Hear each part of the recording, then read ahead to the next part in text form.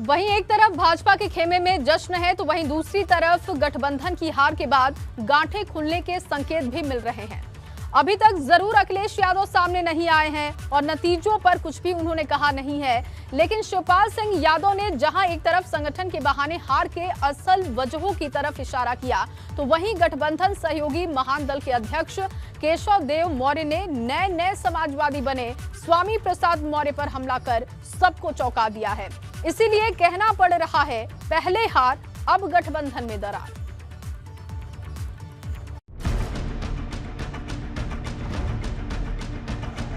भाजपा की प्रचंड जीत, विपक्ष की करारी हार। इन मुद्दों को लेकर हम लोग जनता के बीच में गए, या तो हम समझाने में फेल या वो समझने में। हार के बाद गठबंधन में क्या पड़ने लगी दरार? गठबंधन के कुछ लीडर्स इतना ज्यादा हवा बना रहे थे, गठबंधन के लीडर्स जो ऐसे थे जिनके पास खुद का वोट नहीं था, लेकिन वो ओवर कॉन्फिडेंस में थे और ओवर कॉन्फिडेंस उन्होंने अखिलेश जी को भी किया। नतीजों पर क्या बोल गए प्रसपा अध्यक्ष शिवपाल? अखिलेश यादव के नेतृत्व में जो गठबंधन बना था, लेकिन भारतीय जनता पार्टी को बहुमत मिला है, तो इसमें कहीं न कहीं खामियां रही हैं। अखिलेश की खामोशी पर सब पूछने लगे सवाल। चुनावों के ऐलान के बाद से ही विपक्ष लगातार हुंकार भर रहा था। दावा किया जा रहा था कि 22 के रण का फैसला जब 10 मार्च को आएगा तो विपक्ष होली से पहले ही होली मनाएगा। लेकिन होली मनाई जा रही है, लेकिन भाजपा दफ्तर में और उसके बाद से विपक्ष के सुर लय ताल बदल चुके हैं। जब से परिणाम आया तब से लगातार गठबंधन चिंतन और मंथन कर रहा है। 2 दिन बाद ही सही शिवपाल सिंह यादव सामने आए और हार की वजह संगठन की कमी को बताया। कहीं न कहीं कुछ खामियां रह जाती हैं चुनाव में, तो उस पर हम सब लोगों को चिंतन करना है और चिंतन के साथ साथ समीक्षा भी करनी है, और समीक्षा करने के बाद हम सब लोग फिर आगे काम करेंगे। और हमेशा चुनाव संगठन के बल पर ही जीता जाता है, तो कहीं न कहीं संगठन में खामियां हो जाती हैं। इन सब के बीच खबर आई कि शिवपाल सिंह यादव नेता प्रतिपक्ष हो सकते हैं, तो वहीं दूसरी तरफ एक दिन पहले केशव देव मौर्य सामने आए और गठबंधन सहयोगी दल में आए नए नेताओं के सहारे गठबंधन पर ही हमला बोल दिया।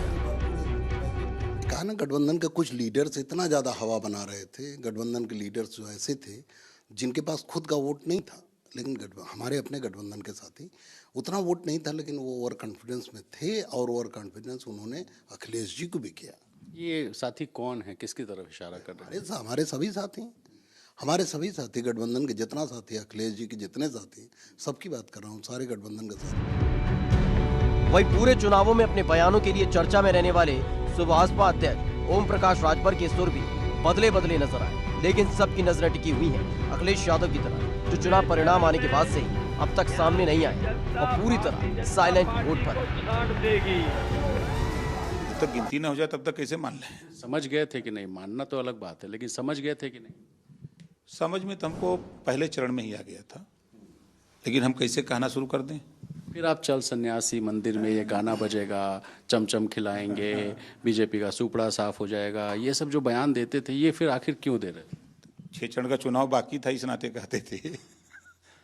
चुनाव के वोटिंग के पहले तक, काउंटिंग के पहले तक बहुत सी चीजें कही जाती हैं, बोली जाती हैं, और जब काउंटिंग हो जाती है तो पूरा प्रदेश साफ हो जाता है, तो सब ठंडा हो जाता है।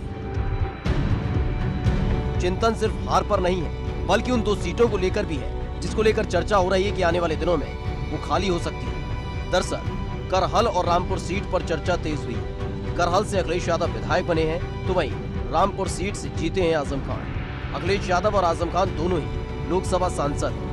सियासी गलियारे में चर्चाएं हैं कि अखिलेश यादव और आजम खान सांसद बने रह सकते हैं और एक बार फिर से इन 2 सीटों पर चुनाव हो सकते हैं। फिलहाल 10 मार्च के बाद से जहां एक तरफ सत्ता पक्ष विजय तिलक पर मंथन कर रहा है, तो वहीं विपक्ष हार पर चिंतन कर रहा है। Bureau report, ABP Ganga.